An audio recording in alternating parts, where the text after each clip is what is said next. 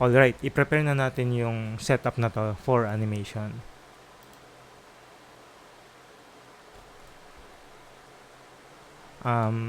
Ibababa ko muna to sa -9, yung bakit location?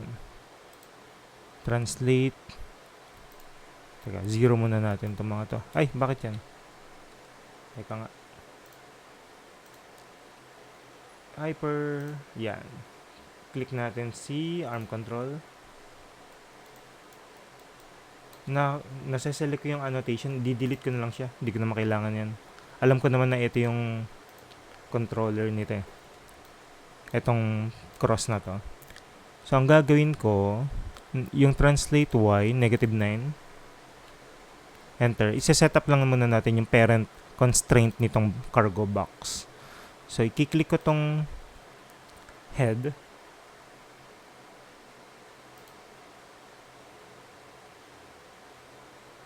Arm and tapos, i-click ko tong box. And then, ipe-parent ko siya. Constraint parent. Reset. Add. Ayan, meron na siyang constraint dito. Sa ilalim ng box, may lumitaw. Pag kinlik natin to, nakikita nyo, cargo magnet. Merong siyang number 1. So, kapag ginalaw ko to, sumasama siya. Kasi naka-active yung parent na 1. Pag ito ginawa kong 0, pag ginalaw ko to, hindi siya sasama. Kasi hindi naka-active. So, yun yung parenting. So, ibalik muna natin sa naka-parent. Tapos, galawin natin tong arms control. Punta tayo sa swivel base. Click natin yan. And then, i-rotate natin to habang naka-parent pa. -100. Enter. Para mag-position siya dito. Kasi ipe-parent naman natin itong platform tsaka itong box. So, click natin yung platform. Click natin itong box. And then, same lang. Constraint parent. So, dalawa na yung parent niya. Yung platform tsaka yung arm control. Pag ginalaw natin to, nasa pagitan, no? Nung dulo, nung arm control tsaka nung platform. Siya pumupunta. So, ang gagawin ko, ibabalik ko na siya sa position niya ulit. Yung rotate, swivel, eto. Balik ko na sa 0 kasi tapos na natin siyang lagyan ng parent. Ay, bago pala yun. I-deactivate ko muna yun, sorry. Itong platform, deactivate muna natin. So, hindi siya naka-parent sa platform, naka-0 siya. So, click natin si base. Balik na natin yung rotation to 0. Enter. So, bumalik siya sa position. Ito namang cargo na to. Lalagyan ko na siya ng another constraint. Pangatlo na to. Rest position. Rest position. Ayan. And then, i-deactivate natin tong parent sa arm control. Enter. Tapos, yung arm control. Ito. Back to 0 na rin siya. Enter. Ayan. So, dito, ready na tayo mag-animation. Isa-isahin natin yung mga keyframe. Iset muna natin to. Hanggang 150 siguro, pwede na. Okay. Pwede nating manu-manuhin. Halimbawa, ito yung unang keyframe.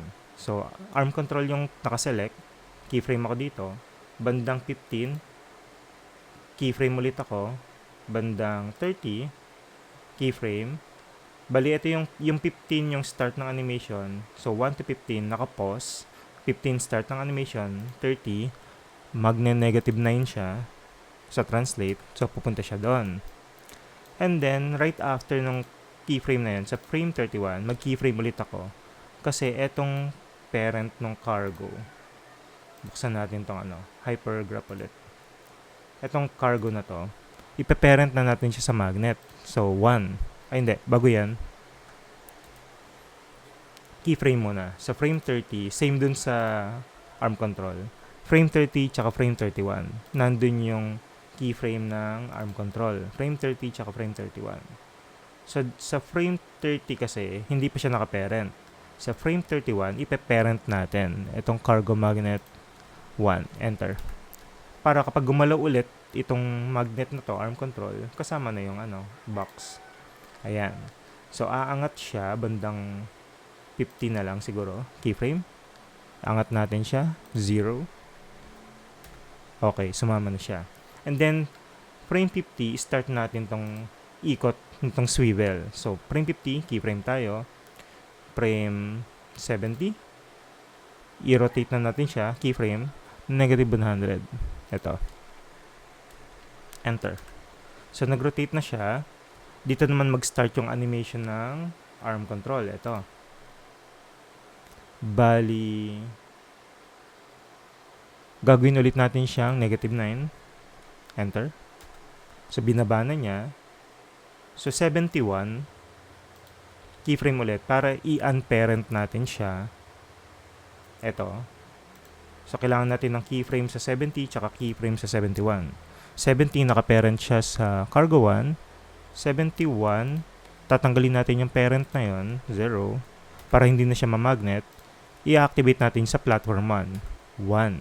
So, naka-parent na siya sa platform. So, malaya nang gagalaw itong arm. Frame 95 siguro. Para umangat 0. Enter. Ayan. So, umangat na siya, hindi nakasama. Babalik na yung position ng swivel. Ito, swivel base at 95 yung nilagay ko. Ang kailangan nyo lang maintindihan kung ano yung nangyayari point to point sa animation. Kahit hindi naman eksakto kung saang frame nyo ilalagay. Basta kailangan nyo maintindihan kung saan, paano siya pupunta. Ano yung mga poses. So, itong swivel, sa frame 95, start ko ulit siyang bumalik hanggang frame 20 para mag-0 ulit yung rotation niya. Ayan. Okay. Actually, tapos na to. Panoorin natin. Ay, hindi. Ang problema ko dito, naka-set up yung yung animation ko. Step. So, ang gagawin ko, dito sa, graph editor, iano ko lang naman. Ito.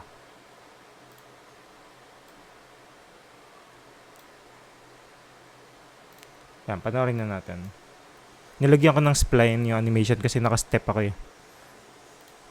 Pero by default, hindi naman siya nakagano. Ayun, naka-step pa rin. Wait.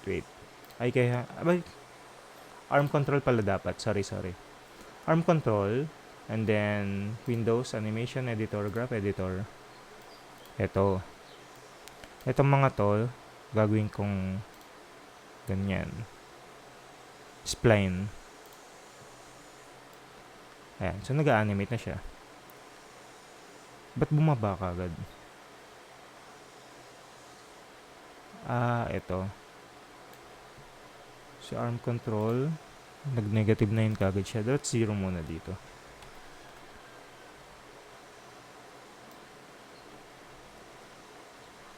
May mali. Sorry. Angat dito sa 50. Ikot.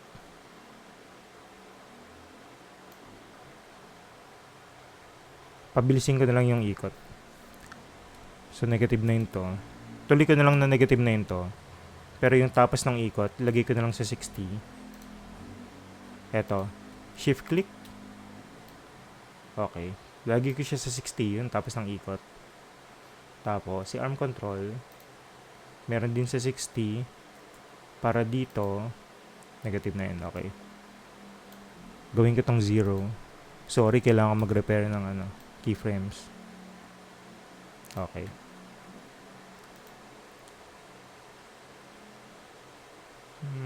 Animation editor.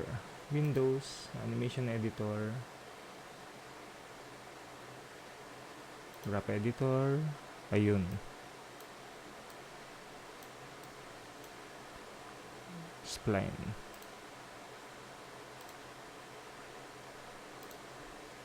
Check natin.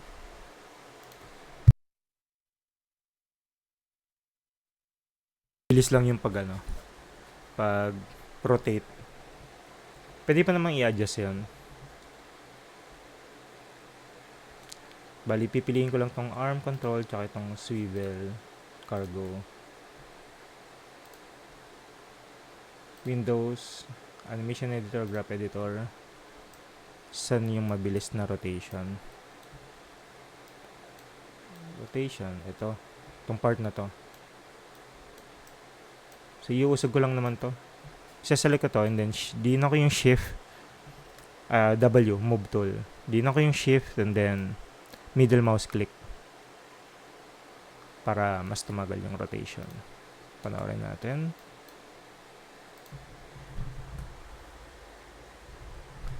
Yun, okay na.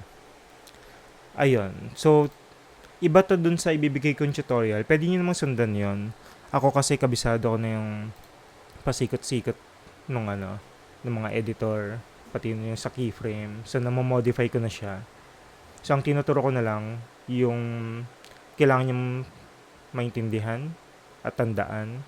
So, pwede na kayo mag-customize ng animation. Tulad nitong ginagawa ko. Pwede siyang pabilisin, pabagalin, i-edit, i-modify, etc. So, yun. So, eto yung activity natin bago tayo mag-walk cycle.